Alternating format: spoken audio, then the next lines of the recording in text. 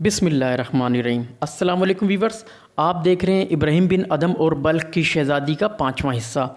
اس حادثے پر ہر طرف صفائے ماتم بچھ گیا، سارا دربار سوگ میں ڈوب گیا، شدید غم سے بادشاہ پاگل ہو گیا۔ اس خبر سے سارے شہر میں ایک صدقے کا عالم طاری ہو گیا۔ فقیر کے پہلو میں حسرتوں کی ایک لاش تو پہلے ہی موجود تھی، اب امیدوں کی آخری لاش بھی اسے اٹھانی پڑی۔ اس قیامت خیز واقعے پر مملکت کا ہر شخص سوگوار تھا، لیکن حیرت تھی کہ فقیر کے چہرے سے اضطراب کی کوئی علامت نہیں ظاہر ہو رہی تھی۔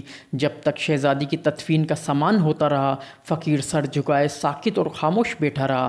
جب جنازہ شاہی محل سے روانہ ہوا تو ہمراہ چلنے والوں میں یہ بھی شامل ہو گیا۔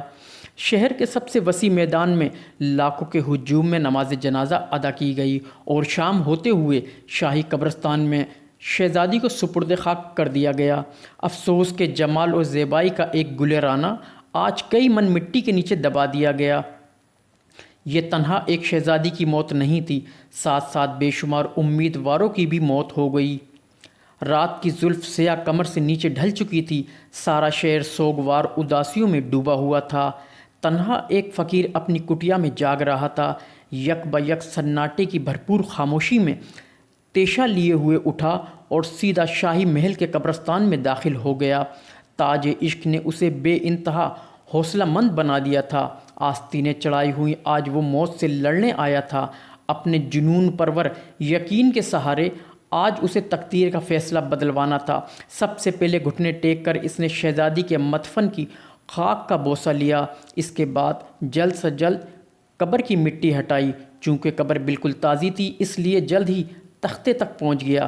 چند تختے کھولنے کے بعد جو ہی کفن کا آنچل نظر آیا، اس کی ضبط کا پیمانہ چھلک اٹھا۔ بے اختیار قبر کے اندر اتر پڑا اور عشق کی بخشی ہوئی ہمتوں کے سہارے نعش کو باہر نکالا، کندھے پر رکھا اور تیز تیز ویران جھاڑیوں سے گزرتا ہوا کٹیا میں پہنچ کر دم لیا اور کاندھے سے نعش اتار کر نہایتی حفاظت اور احترام کے ساتھ ایک گوشے میں لٹا دیا۔ اب عشق کا فرشتہ ایک ٹھنڈی لاش کے اندر زندگی تپش واپس لانے کے لیے آسمان کی طرف مائل پرواز تھا۔ آنسوؤں میں نہائی ہوئی دعا جو ہی عرش سے ٹکرائی، اچانک کٹیا کے دروازے پر کسی کے قدموں کی آہٹ محسوس ہوئی۔ آنے والا اپنے انداز سے کوئی کامل طبیب معلوم ہو رہا تھا۔ سر پر دواؤں کا بوجھ لادے ہوئے اس کے ہمراہ ایک ملازم بھی تھا۔ کٹیا کے اندر داخل ہوتے ہی طبیب نے شہزادی کا کفن ہٹایا، نف پر ہاتھ رکھا اور فقیر کو آواز دی، وقت کی قیمتی مہلت ضائع نہ کرو۔ زندگی کی واپسی کی توقع گھڑی دو گھڑی کی مہمان ہے۔ شہزادی کی موت واقعہ نہیں ہوئی ہے، صدقے کی حالت طاری ہے۔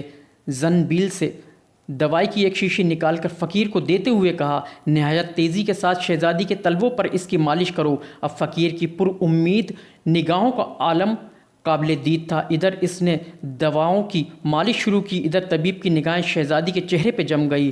چند لمحے بعد اچانک شہزادی کے جسم میں ایک حرکت پیدا ہوئی۔ فقیر یہ کرشمہ حیرت دیکھ کر خوشی سے پاگل ہو گیا۔ طبیب نے پھر ایک سیال دوائی کی شیشی اٹھائی اور شہزادی کی ناک میں اس کے چند قطرے ٹپکائے۔ فوراً ہی ایک چھینک آئی اور شہزادی نے آنکھ کھول دی۔ اچانک ایک اجنبی ماحول میں اپنے آپ کو دیکھ کر شہزادی حیران رہ گئی۔ کفن کے آنچل سے منہ ڈھانپتے ہوئے کہا، میں اس وقت کہاں ہوں؟ میرے ساتھ کیا واقعہ پیش آیا ہے؟ جلدی بتاؤ، دماغ پاگل ہو رہا ہے۔ فقیر نے اپنے جذبات پر قابو پاتے ہوئے جواب دیا، کسی بات کا اندیشہ نہ فرمائیے، آپ اس وقت ایک محفوظ پناہ گاہ میں ہیں۔ اور اس کے بعد تفصیل وار شروع سے آخر تک سارا واقعہ بیان کیا۔ وہ بیان کرتا رہا اور شہزادی حیرت میں ڈوبی ہوئی سنتی رہی۔ سارا ماجرا سن لینے کے بعد شہزادی کو عشق صادق کی حمایت میں قدرت کا کار فرمائی کا یقین آ گیا۔